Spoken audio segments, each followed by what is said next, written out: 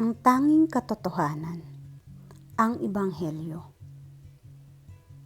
Ano ang Ebanghelyo? Ang ibig sabihin ng salitang Ebanghelyo sa salitang Griego ay mabuting balita. Ang kasagutan dito at sa halos lahat ng katanungan na may kinalaman sa pananampalatayang Kristiyano ay matatagpuan sa Biblia, ang salita ng Diyos.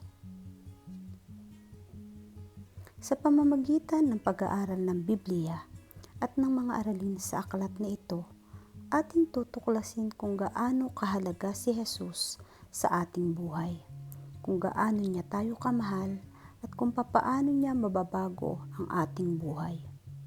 Ang mabuting balita, nais ng Diyos na magkaroon ng personal na relasyon sa iyo. Mahal tayo ng Diyos. Sabi sa unang Juan, Kabanata 4, talata 8-9, ang hindi umiibig ay hindi kumikilala sa Diyos, sapagkat ang Diyos ay pag-ibig. Nihayag ng Diyos ang kanyang pag-ibig sa atin nang isugo niya sa mundo ang kanyang kaisa-isang anak upang magkaroon tayo ng buhay sa pamamagitan niya. Ano ang sinasabi ng talata tungkol sa katangian ng Diyos? Atin din basahin ang Juan Kabanata 10, talata 10. Dumarating ang magnanakaw para lamang magnakaw, pumatay, at manira, na parito ako upang ang mga tupa ay magkaroon ng buhay, ng isang buhay na masagana at ganap. Ano sa palagay mong ibig sabihin ni Jesus na siya ay naparito upang tayo ay bigyan ng masaganang buhay?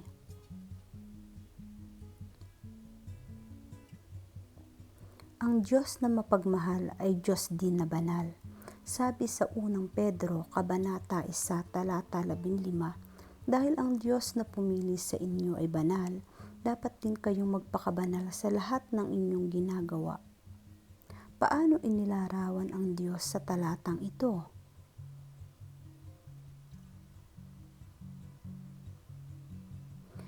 Ano ang ibig sabihin na ang Diyos ay banal? Makatatayo ba ang isang makasalanan sa harapan ng Panginoon? Nakita natin sa mga talata na ang Diyos ay mapagmahal at banal.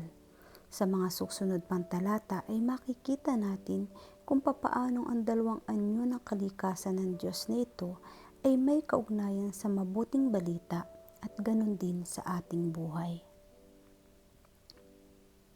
Ang ating problema, tayo ay makasalanan at sumasalungat sa kalooban ng Diyos.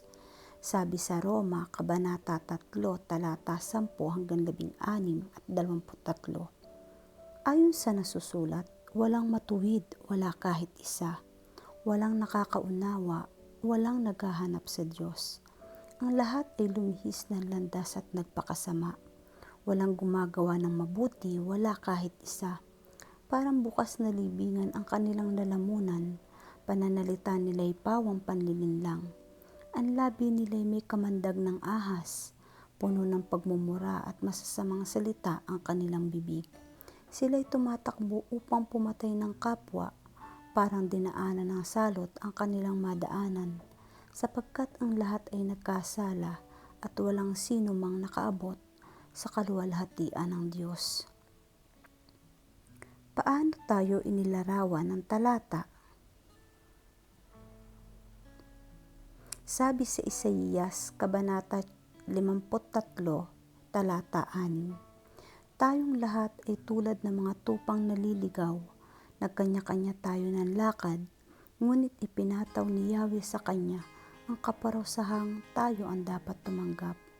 Paano tayo inilalarawan sa talatang ito nung hindi pa tayo sumasampalataya kay Jesus? Ating basahin ang Santiago, Kabanata 2, talata 10, sapagkat ang sino mang gumaganap ng buong kautusan at gayunman ay natitisod sa isa ay nagiging makasalanan sa lahat. May kaibahan ba ang hindi pagsunod sa isang kautusan sa hindi pagsunod sa lahat ng kautusan? Paano makakaapekto ito sa mga taong ang palagay sa sarili ay mabuti at sila ay sumusunod sa utos ng Diyos? Sabi sa Romans 6:23, sapagkat kamatayan ang kabayaran ng kasalanan, ngunit ang libreng kaloob ng Diyos ay buhay na walang hanggan sa pamamagitan ni Kristo Jesus na ating Panginoon. Ano ang masamang kahihinatnan natin dahil sa ating mga ginawang kasalanan? Mayroon bang taong pwedeng magsabi na hindi siya dapat parusahan ng Diyos? Bakit o bakit hindi? Sa salitang Griego kung saan ang bagong tipan ay orihinal na isinulat, ang ibig sabihin ng kamatayan ay pagkahiwalay. Ang espiritual na kamatayan ay ang habang panahong pagkahiwalay sa piling ng Diyos. Maraming tao ang may palagay na sila ay mabuti at may paniwala na sila ay tatanggapin ng Diyos kung dakila ang kanyang pag-ibig. Subalit kung ihahambing natin ang ating sarili sa kabanalan ng Diyos, ang kabutihan natin ay hindi sapat. Ang ating mga kasalanan ang naghihiwalay sa atin sa Diyos. Ito ay paghihimagsik sa Kanya. Ang kasalanan ay ang tuwirang pagpili at pagsunod sa ating sariling kagustuhan kaysa sa kagustuhan ng Diyos. Hindi ito magandang balita. Kahit na nais ng Diyos na magkaroon ng maayos na relasyon sa atin, nagiging hadlang ang ating mga kasalanan at paghihimagsik sa Kanya. Mayroon bang solusyon sa problema nating ito?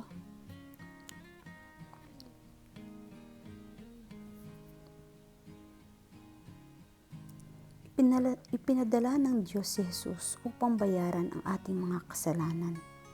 Sabi sa Romans 5:8, ngunit ipinadama ng Diyos ang kanyang pag-ibig sa atin nang mamatay si Kristo para sa atin nung tayo'y makasalanan pa. Ayon sa talata, ano ang ginawa ng Diyos?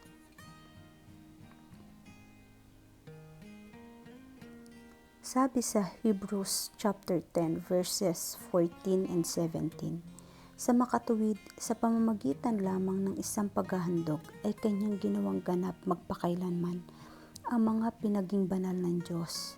Pagkatapos ay sinabi pa niya, kalilimutan ko na ang kanilang mga kasalanan at kasamaan.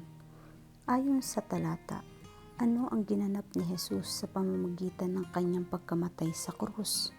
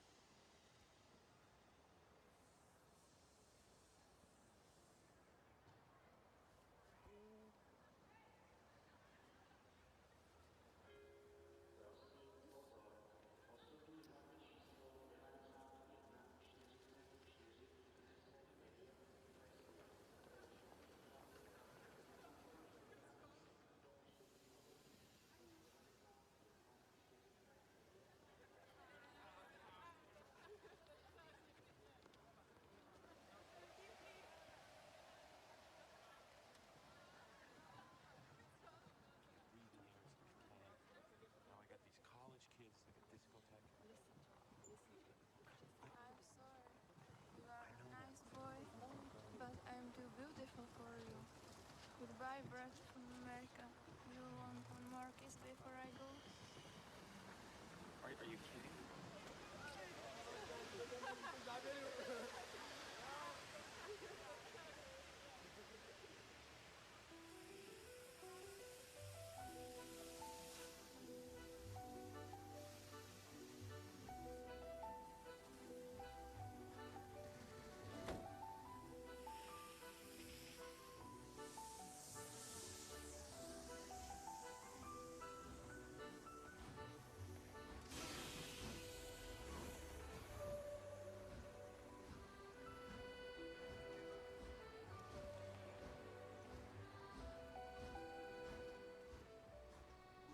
I'm here tonight to tell you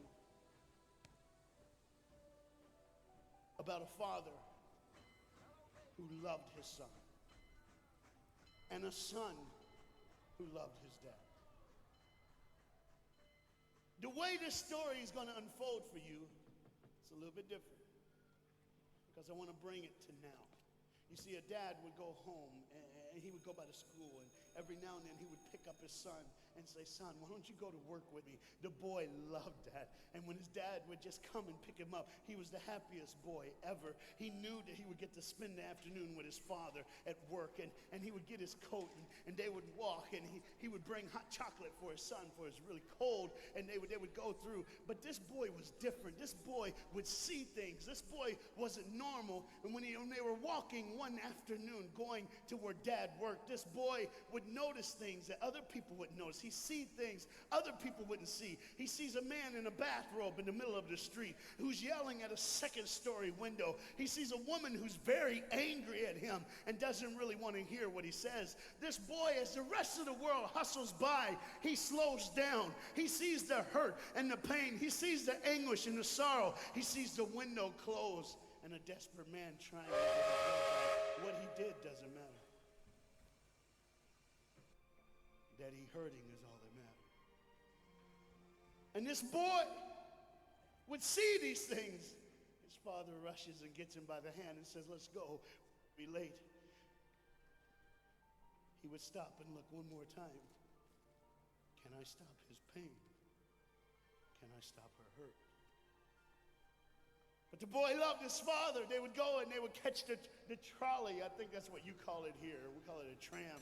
Yeah, I don't know the words, but he would get on there with his dad, and the boy would just notice people. He would look, and that day, one particular, he noticed something as he got on the train. To explain something, as you can hear, there's a train coming, and I got to get through this before the train gets here. He saw a man, he saw a woman. He saw that the man seemed very happy, and the woman seemed very sad, and he couldn't understand why they could be together and one be happy and the other be sad. He couldn't understand that, but the little boy knew that there was something wrong. He had this feeling, this instinct that was amazing, how he cared for other people, but he loved none other than his father. He knew his daddy loved him, and as he watched the world and their hurt and their pain, he knew that he would always have a father. But even notice this, I need you to understand as you hear this story and get involved in the life of this man and his son, I need you to notice that there's no mom.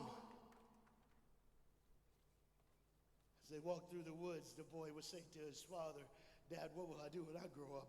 What will I get to do? Will I get a cool job like yours? How will I work?" He says, "I don't know, but I want to change the world. I want to do something great. I want to do something wonderful. I want to help people. I want to do something that could change the lives of anyone. I just want to be that great. I just want to do something good." And as he walked with his dad would say, "Son, you will be great. You will be awesome. You will change the world. Your life is going to be incredible." But there was a train coming. There's always a train coming. The train is called life. We're all on the train of life, just riding. Whether we realize the truth or not, whether we realize what's happening or not, we're all on that same train tonight. Only God has saw it fit for us to be in the same room, in the same car, for such a time as this. When they get to the edge of the train track, he could see where his father worked. You see the bridge? That's what his dad did. You see, the bridge was very, very important. Boats needed to come to the harbor to get off their goods so they could make money. But trains were coming with people going from one town to the next. Not many cars in Europe, so they couldn't use a lot of that. So many people, not enough roads. So everybody used that train to get from the town to get to work and to get home. And one day the train was coming by.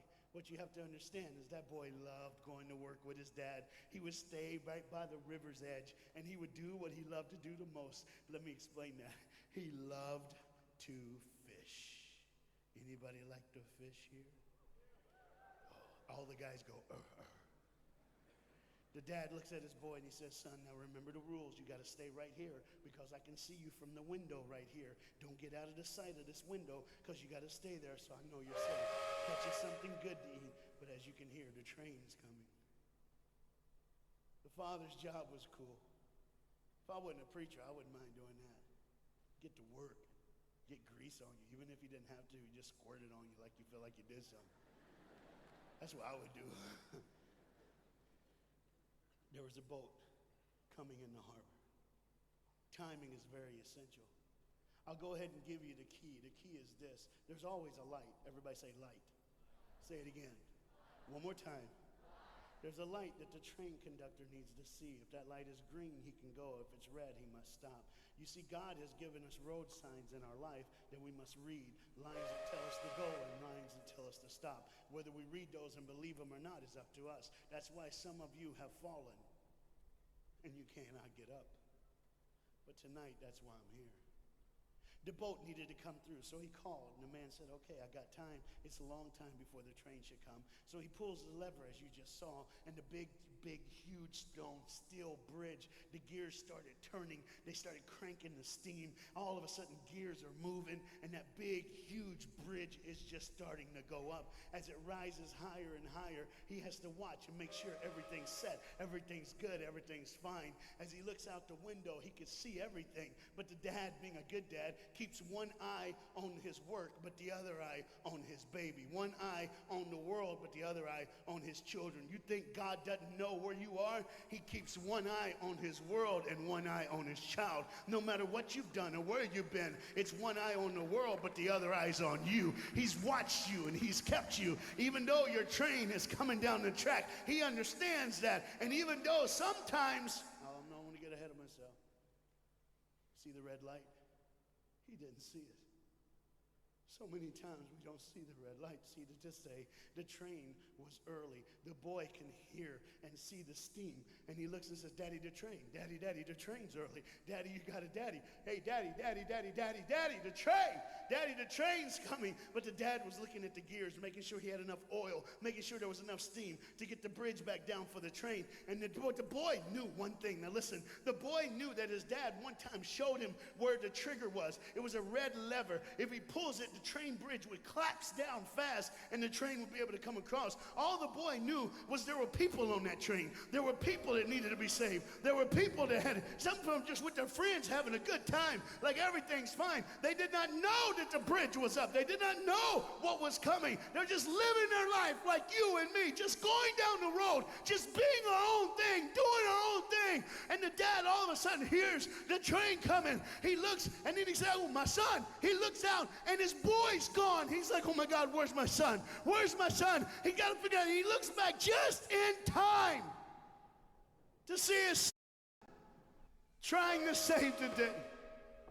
All he had to do was pull that lever. He reaches in to pull it, and the boy pulls too far, and he falls in the hole. Now it's on the father, and God the Father, did you hear me? God the Father has to make a choice. It's his now. Do I save my son, or do I save the world? But they don't even know. They don't even know. The greatest decision of his life. He could blame it on them not seeing the red light. He could blame it doesn't matter anymore.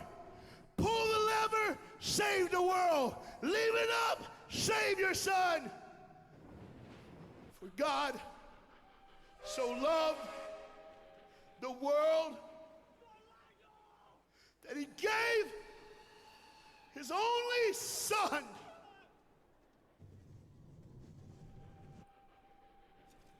Whosoever believes in him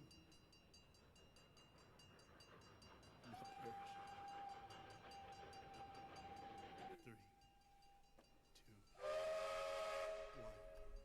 It's over. And they didn't even know. They never would know. They didn't even know the train goes by. It's fine. Everything's cool. The bridge is down. Just like always. It's always going to be down. Are you hearing me tonight? He gave his only son. For God so loved the world that he gave. And you know what's amazing? I wonder what God did right when his son died on that cross. When he breathed his last breath, when he took that breath and he breathed and it was over. Here's what the Father would have looked like. They didn't even know, just trying to think of their life, just trying to figure out what they're going to do next. Just thinking about the person they're going to see, the people they're going to hang out with. just trying to be, just loving, caring. Doesn't matter if you're blind. Doesn't matter if you're putting on a little more makeup, trying to look pretty for somebody, or just wearing another mask. It doesn't matter. God gave his son for you. What will I do when I grow up? Where will I go when I grow up? What would I change? And there was a girl in the bathroom on the train, liquefying her heroin to shoot up one more time. He died for her. He died for her. But in one moment, are you listening? In one moment, as the Bible says, everybody gets a chance. In one moment, to see the look of the Father when he knows when you realize what he did for you, when you realize the sacrifice, when you realize he let his son die so that you can live, when you realize what he did, no matter what you're doing, no matter where you're at in this life, no matter what you're a part of, you gotta stop. You gotta stop. Even if it's for 1 second, and think, my God, he did it for me. He did it for me. And I pray to God you drop what you're doing. Drop what you're doing. With all the pain and the hurt and the sorrow in the world, he did it for you. That's why you're so quiet. You see the train's coming. The train's coming. Everybody has things. You have ways of I don't want to do that. I don't want to, but why do I keep doing it? Even Paul said, why do I do? My flesh tells me, and I do what I know is wrong, and I don't do what I know is right. You got to understand tonight, the fight is on, and we can win. We become more than conquerors through Jesus Christ. And I'm not preaching just for me. I'm preaching on behalf of you. But what you got to understand is, there had to be a moment in those 3 days when Jesus died on a Friday and rose again on a Sunday. There had to be this moment. Go ahead, look at the screen. When it was just God and his baby and his son.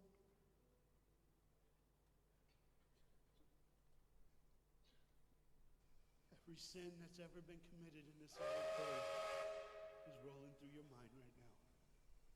I'm here to tell you that as the sun sets in the afternoon, the sun will rise again. And when the sun rises again, you cannot change your past, but you can change your future. You see, it's always a different day. One day someone lives, the next day they die, the next day you wake up and you're still living. You're like, why am I going to live? Why does this have to be my turn? Why can't I? You can just preach. I could have stopped, but I need you to see the whole picture here.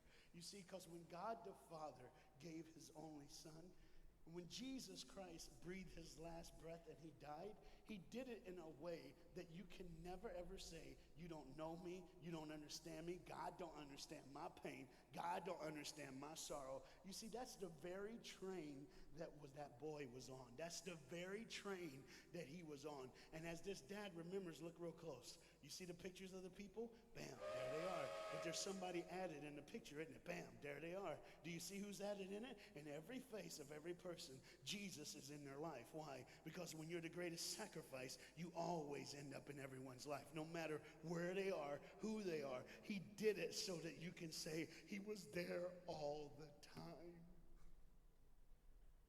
waiting patiently in line. Jesus Christ was there all the time. And the train keeps going. The train keeps coming. The train keeps moving. People keep living and people keep dying. And God the Father just watches it all. One eye on the world, the other eye on you. Some of you are starting to figure it out. You're like, what is he looking for? Just one girl. Because see, the whole horrible day, God only had his eyes on one person. And it was just a day on the street corner. When he walked by, he saw a girl with a babe. saw him. Do you get it? Old things are passed away. Behold, all things become new. He did it so that we can live.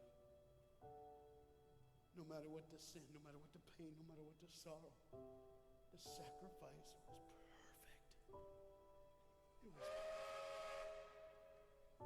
And it was for you. And God the Father watches it all unfold. And all he can say is one word.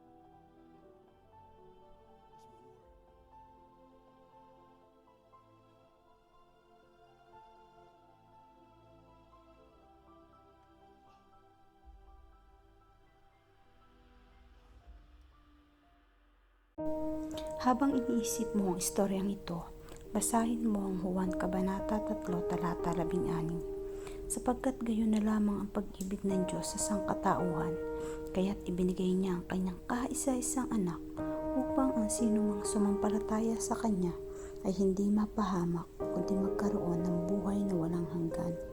Ano ang sinasabi sa talata na ginawa ng Diyos sa iyo? Ano ang dapat nating gawin upang maranasan ang sinasabing pagliligtas na ipinagkaloob ni Jesus? Sa Estados Unidos noong taong 1840, may isang taong nahatulan ng kamatayan. Ilang araw bago maipatupad ang hatol, habang siya ay naghihintay sa kanyang selda, may dumating na mensahero. Dala niya ang isang kautusan, presidential pardon. Nagulat ang mga opisyal ng kulungan dahil ito'y tinanggihan niya. Dinala ng mga opisyal ang usapin sa kataas-taasang hukuman kung saan sinasabi ng mga hukom na walang bisa ang kautusan kung hindi ito tatanggapin ng bilanggo. Ang bilanggo ay ibinitay. Dahil tinanggihan niya ang kapatawaran na ipinagkaloob sa kanya. Mukhang hindi ka panipaniwala, subalit marami sa mga tao ngayon ang hindi tinatanggap ang kapatawarang handog ni Jesus. Ang ilan ay matuwid ang tingin sa sarili kaya hindi nila nakikita na kailangan nila ang kapatawaran ng Diyos. Iniisip naman ng iba na kailangan muna na maging katanggap-tanggap sila bago tanggapin ang kapatawaran ng Diyos. Iniisip naman ng iba na mayroon pang ibang paraan para mapatawad ng Diyos at ay pinagpipilitan ang mga sarili nilang pamamaraan. Lahat tayo ay pwedeng pumili kung tatanggapin ba natin o tatanggihan ang alok na handog ni Jesus sa atin. Nakapagpasya ka na ba na tanggapin ang alay niyang kapatawaran para sa iyong mga kasalanan? Kung hindi pa, maaari mo itong tanggapin ngayon ng may pananampalataya. Isang paraan para ipakita ang ating pananampalataya kay Jesu Kristo ay sa pamamagitan ng panalangin. Ang pananalangin ay pakikipag-usap sa Diyos at pagsasabi sa Kanya ng nilalaman ng ating puso. Maaari mong buksan ang puso mo sa Diyos ngayon at tanggapin ang alay niyang kaligtasan sa pamamagitan ng simpleng panalangin. Panginoong Jesus, maraming salamat po sa iyong pagmamahal. Patawarin niyo po ako sa aking mga kasalanan. Salamat po na kayo ay namatay sa krus dahil sa aking mga kasalanan. Ngayon, nagtitiwala ako na ikaw ang aking Diyos at tagapagligtas. Tinatanggap kita sa aking puso. Salamat sa pagpapatawad mo sa aking mga kasalanan at pagpasok sa aking puso. Tinatanggap ko ang handog mo na buhay na walang hanggan. Salamat dahil isang araw, makakapiling ko kayo sa inyong kaharian sa langit. Simula sa araw na ito, susundin ko na ang inyong kalooban. Amen.